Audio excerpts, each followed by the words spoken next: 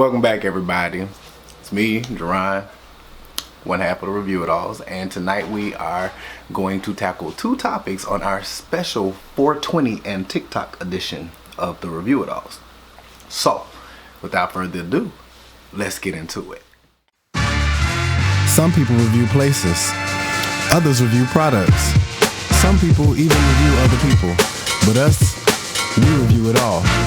Welcome to the Review It Alls, where each week we review a person, a place, and a product that fits into our weekly theme. Come take a look as we review it all.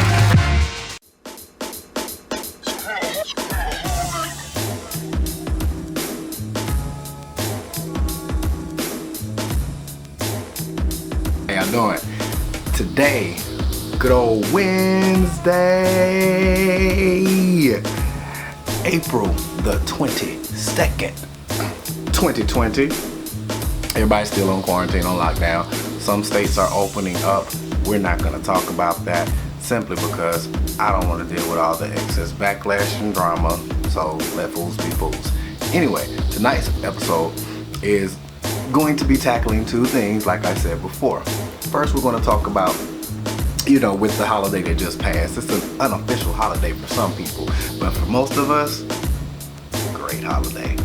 I was talking about 420, April 20th, 420 around the world. So, yeah, we're going to talk about that, but what we're actually going to talk about is medical marijuana and the benefits from it. I myself have been a medical marijuana patient for more than a decade now. And with the issues that I had physically, I'm here to say that it does help. But no, we're not going to be sitting here talking about stoner stuff and cool, bro. No, we're actually going to talk about some real life issues that medical marijuana actually does help. So, to start off, yes, it is a pain reliever. You have two types of strains. You have indica and sativa. Indica is comically known as indicouch because of the effects that comes with it. It's basically, you're gonna be very heavy feeling, you're gonna feel very drowsy, you're gonna feel very body relaxed, you're gonna feel like just in the couch. You feel me? And then you have sativa. Sativa is more of a head high. That is kind of like, it's the caffeine of marijuana, so to speak.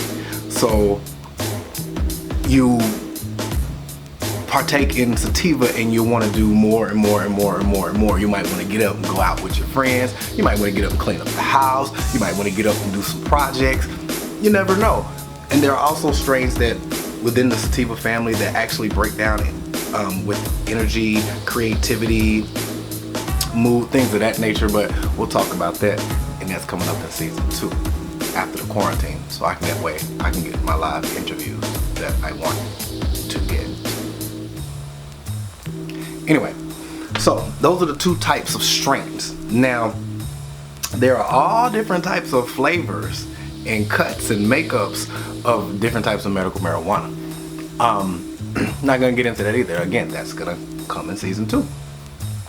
But what I did want to talk about with the medical marijuana is the indica versus sativa and how it actually helps with pain and all of the other diagnoses and ailments that medical marijuana helps with. Let's start with indica. Of course, indica is a body high, which you'll be feeling way more relaxed than normal. So think of it as like you've got a broken ankle, pinched nerve in the neck, you got a hip issue, got a foot issue, whatever the case may be. Certain strains in the indica family will actually help with that pain relief. It's not gonna numb it, it's not gonna make it go away forever, but at that time, it helps subdue the pain so that way you can function a little bit more without having to pop a pill every 4 hours. Instead of popping a pill, smoke a blunt. Sorry, inside joke. Now, with sativa, that's more for mental health. You dig? Sativas keep you brain fresh is what I'm gonna say. keeps you on top of your game. It keeps you creative. It keeps you energetic. It keeps you motivated. You know, and depression is actually one of the ailments that in some states medical marijuana actually is approved for.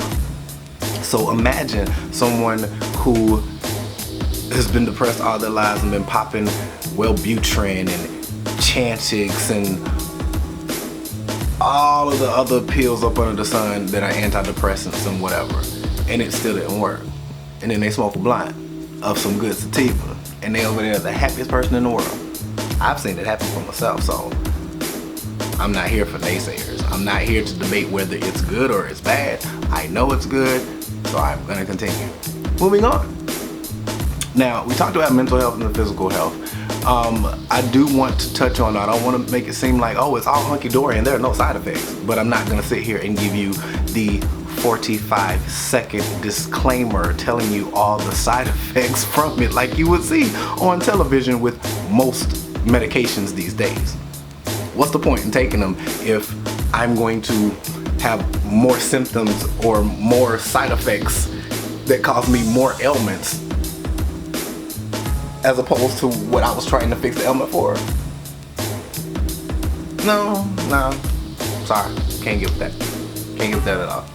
Now, side effects, let's start with indica. You going to sleep, you going to eat, and you're gonna sleep some more. Psychotropic effects are dope. Yes, you will experience some very heavy psychotropic effects on indica. But unless you're one of those people that likes to just sit and chill, as opposed to someone that gets up and wants to do something, you're really not gonna like it. Because you're gonna be stuck. Okay? Now, with sativa, the wrong type of sativa strain can give you a headache, a mild headache, nothing that's gonna make you want to go and check in at the ER, nothing like that, but you'll have a mild headache from it, you know. You will have memory lapses, but that's extreme short-term memory.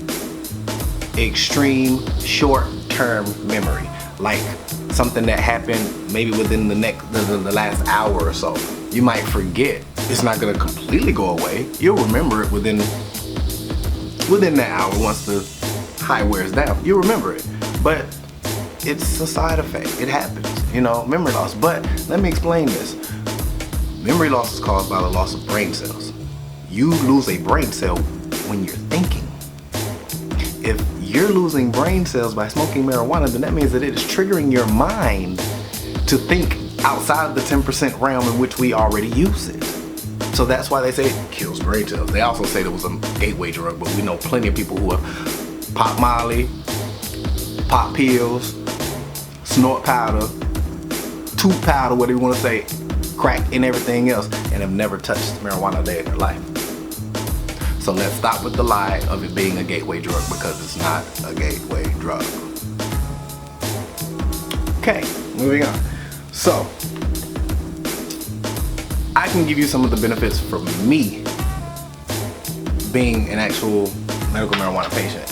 Now, before I get into that, let me talk about this first.